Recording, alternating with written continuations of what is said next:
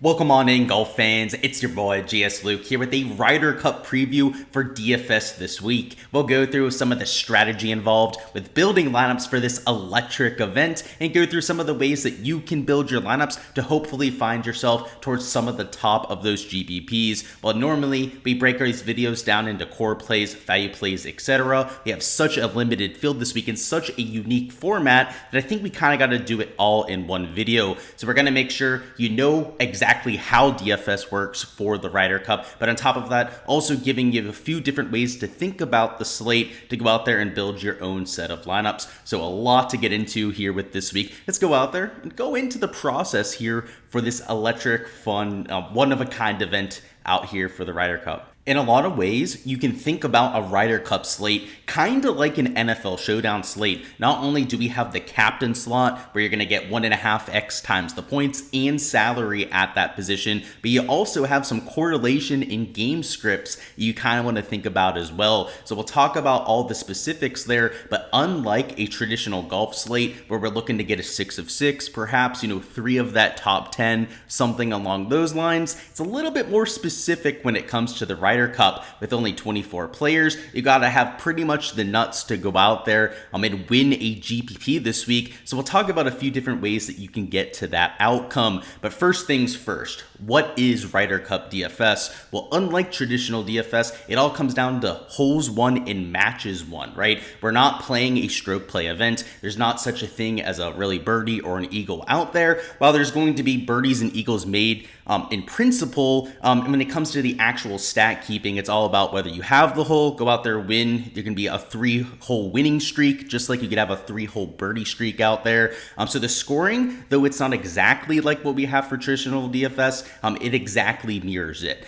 You'll get those streaks if you end up winning a match without losing a hole, right? You'll have that like bogey-free round bonus. If you go out there and you end up winning the match, you get a little bit of a bonus there too. And for any hole that you don't play, so let's say you win like 5 and 4, you get a bonus for the 4 holes that you don't play. And that's only if you actually win the match. So if you lose 5-4, you don't get extra bonus points for going out there and losing that horribly. I'll go ahead, flash the scoring on the screen. Again, it's very similar to what you have for traditional DFS.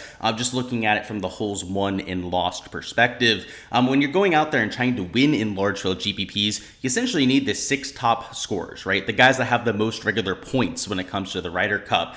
So if you're not familiar with the Ryder Cup format, they have 4 sums and 4 balls for the first 2 days. There'll be 2 sessions each day, 1 4 balls, 1 4 sums match there on Friday and Saturday. And then on Sunday, they're going to have all 12 singles matches.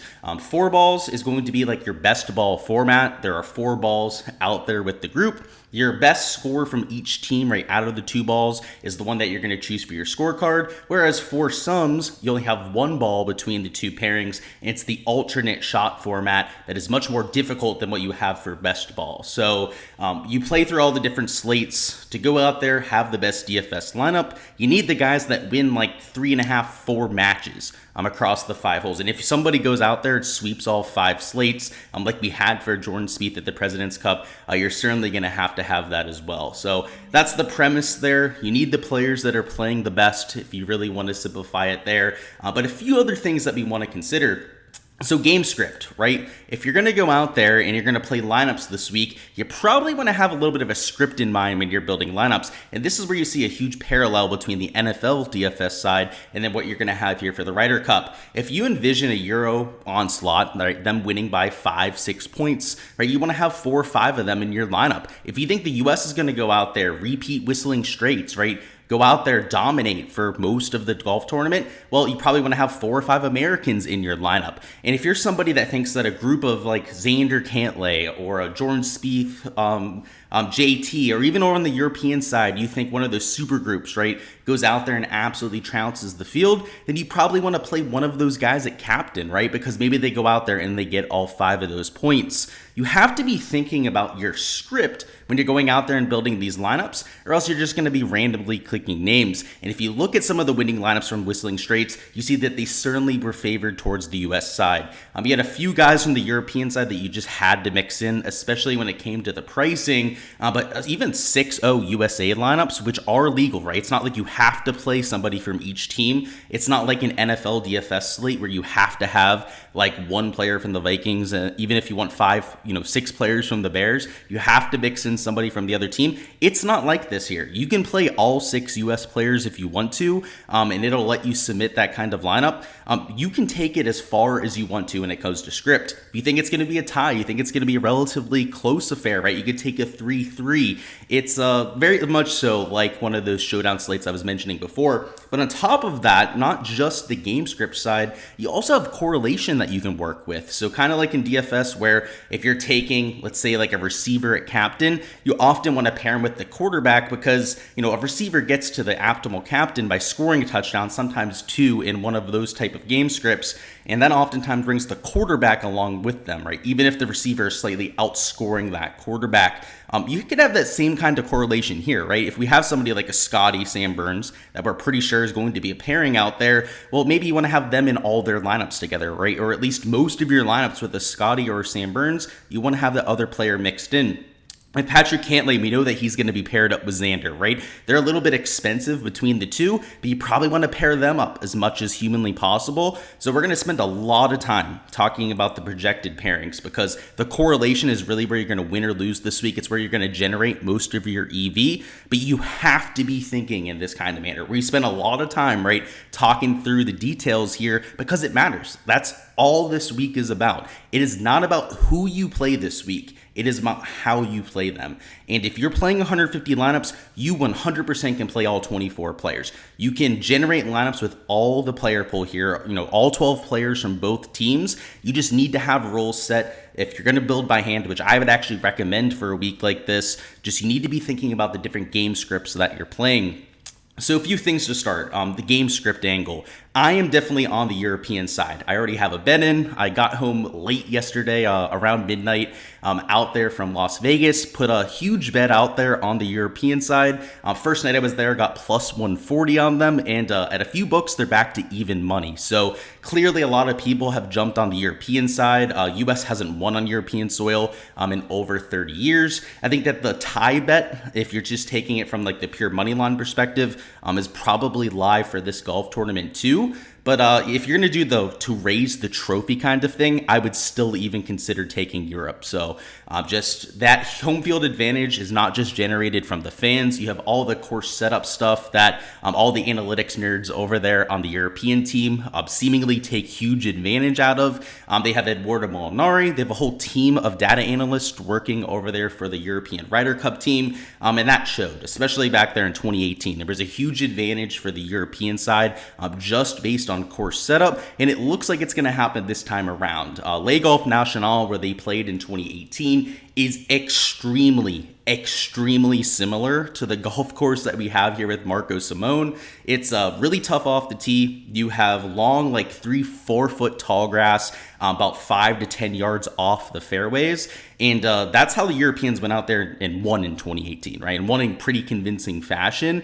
I think it's very live to see that happen again. You have just a lot of hot Europeans, a lot of people in Europe that have been playing over the last month. So from the game theory angle, just from the game script angle, I'm definitely favoring the European side, especially considering that a lot of people out there are going to be homers this week. A lot of people are just going to bet on the US and play US players because they have that national pride. And trust me, I empathize. I'm a huge, USA guy myself, right? Always rooting for our teams in the Olympics, so on and so forth. But when we're playing a DFS, we're trying to generate income or go out there and generate plus EV lineups. This week, the plus EV side, at least per what I'm looking at, and at least per early ownership projections, I think is going to be on the European side. Right? You're going to have slightly lower ownership numbers. We have a lot of really cheap European players that you could take down here in the 5 and 6K range. And I think even guys like Rory John Rahm, right, Victor Hovland, are going to have similar ownership numbers to the Cantlays, the Scotty Schefflers, the Brooks Koepkas of the world up there in the 8-9K range, just because of that national pride. We'll have to see. It'll be a nice little test case out there, right, in some of the large field GPPs. But at least for me early in the week, I'm siding towards some of the European scripts. Now, it doesn't mean I'm going to go 6-0 European. I still think it's going to be extremely competitive. The US has undoubtedly the more talented team. I think that just having the fans behind them, also going out there, having that strategic advantage that good old Mr. Molinari and all of them are going to go out there and generate for the Europeans, I think just put them over the edge there, right? Maybe it's a 15.5 to 12.5 victory. However it ends up shaking out there, I think the Europeans get it done. So 4-2 European stacks, 5-1, even 3-3s, I think are going to be extremely live in my player pool this week. But I'm probably going to avoid 4-2 American stacks. I'm probably going to avoid at all costs those 5-1, those 6-0 American stacks, because at home, the Europeans are going to be live. And that's just how I see this thing shaking out. Now, if you're a huge American guy, you think they go out there and roll just like they did at Whistling Straits, which, by the way, is well within the range of outcomes, right? Let's say that the home field advantage means nothing this time around. Well, then I think you might be able to get them at slightly lower ownership too. So the whole ownership, the whole game theory side of things is going to be something to closely monitor throughout the week. But that's just a few things from the general perspective. Now let's talk about pairings. So the American side of things is much more straightforward. So we're just going to start there. I'm pretty sure of almost all the American pairings, or at least the initial pairings. This is what I imagine that they're going to be. So this is, again, on a Tuesday night. So a little bit could change there Wednesday, Thursday, as we have more practice rounds. But as of right now, it looks like Scotty is pretty much for sure with Burns. We probably could have guessed that going into the week. It looks like Brooks is with Wyndham based on some of the practice rounds, based on some of the pictures, reports from the grounds that I'm hearing. So Brooks at $8,600. You've got with Wyndham Clark at $58. Down here, we've got Xander with Cantlay. We all knew that, right? That's not a surprise at all. And now for the last two groups that I think kind of materialized over the last few days. So first off, we've got Collin Morikawa. I've got with Ricky Fowler, which is probably a surprise because in the past, we've seen Max Homa and Collin play in team events together. But as of right now, based on the early reports that I'm looking at, it looks like we might have the Fowler-Morikawa pairing. Now, Fowler, right, also a California guy, right? So they all kind of had that connection. But you can see I have both of those groups down there. So with this here, I would be a little bit less certain about these pairings. I could very well see them switching it up and putting Collin back with Max Homa. But we'll have to see how that one shakes out there.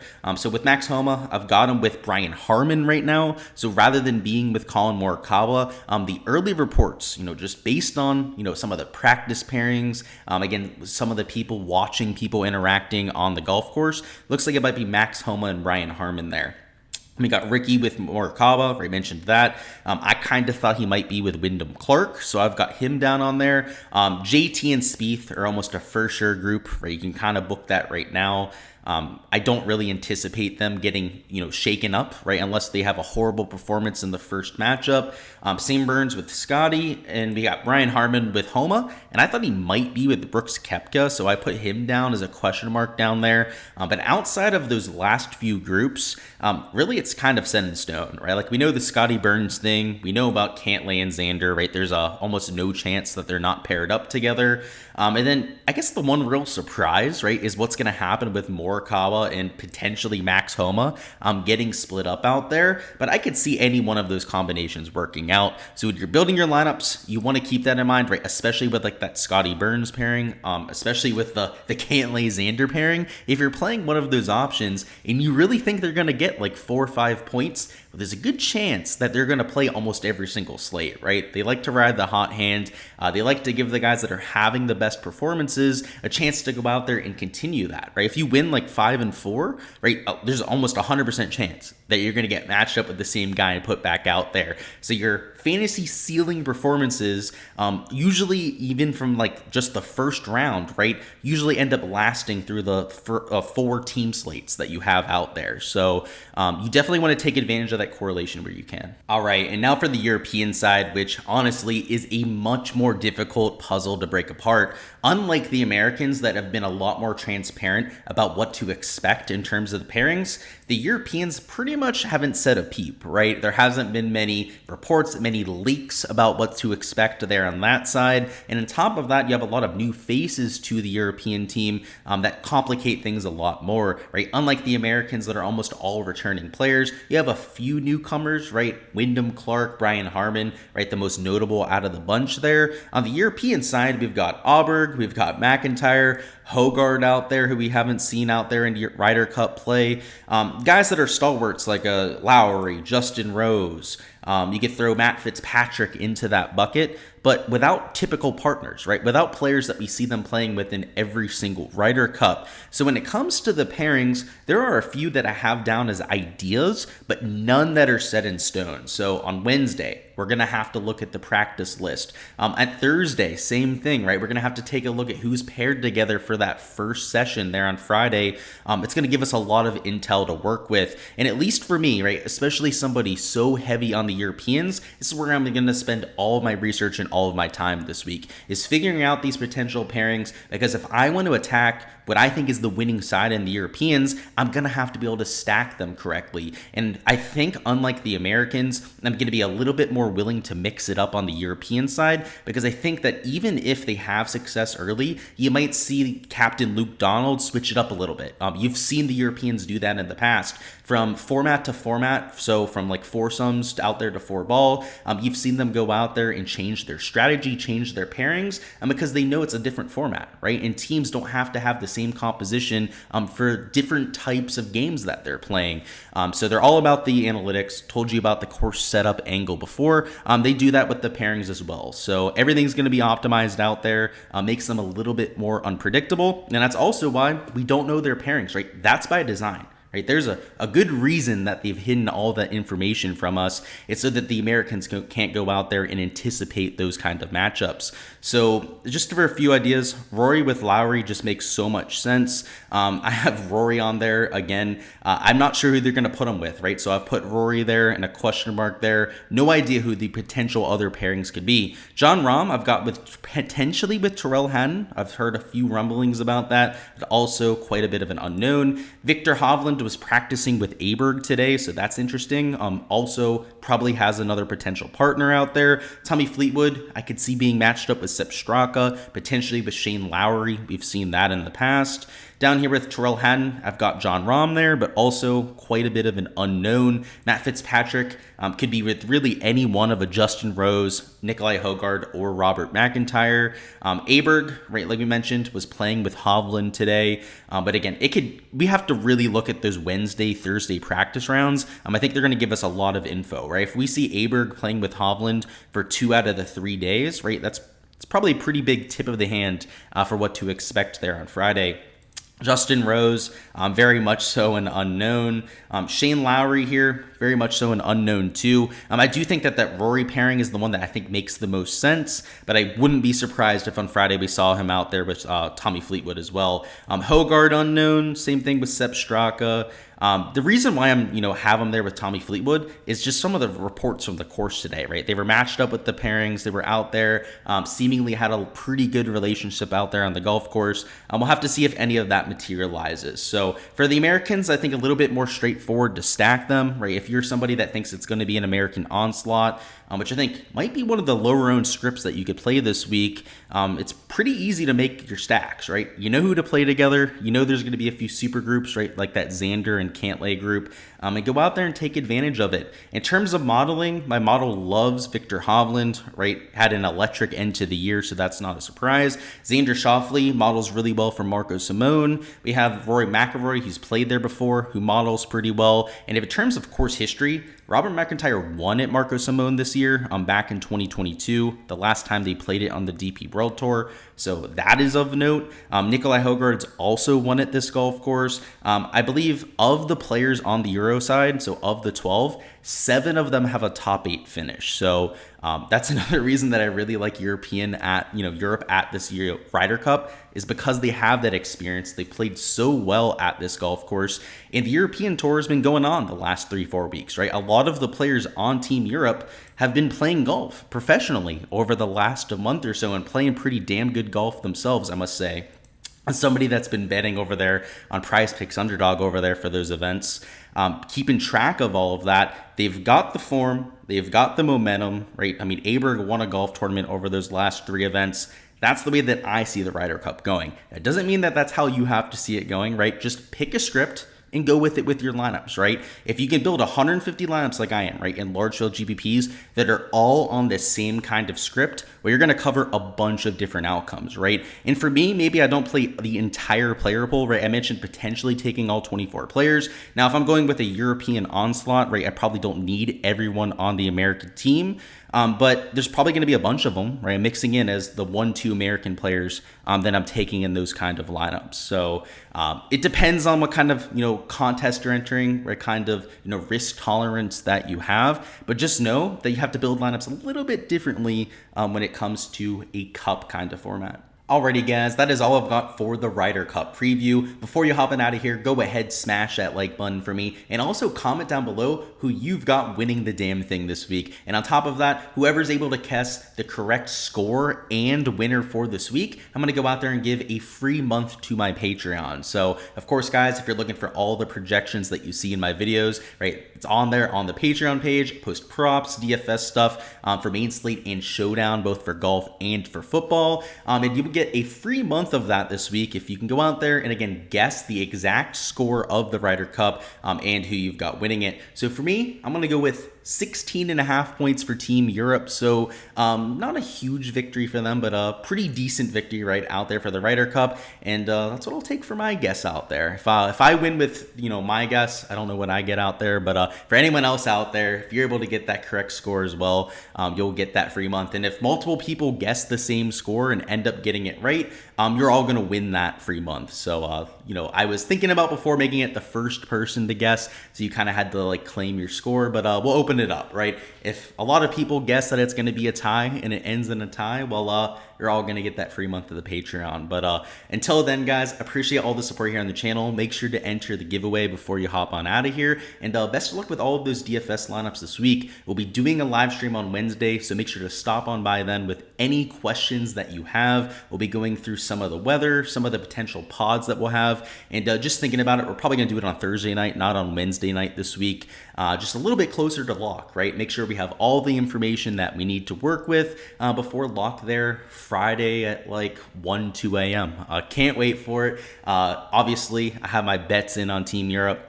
Probably going to be playing Team Europe when it comes to DFS, but as soon as the golf tournament starts there, I'll be a huge Team USA guy there on Friday morning. So it's going to be a little bit of a conflicting week for me, right, between what I think happens and what I hope happens with the Americans pulling off the upset, but it should be a fun one nonetheless. May the best team win there at the end of the week, but until that live stream on Thursday, best of luck with those lineups and with those bets, and let's get this cash, fellas.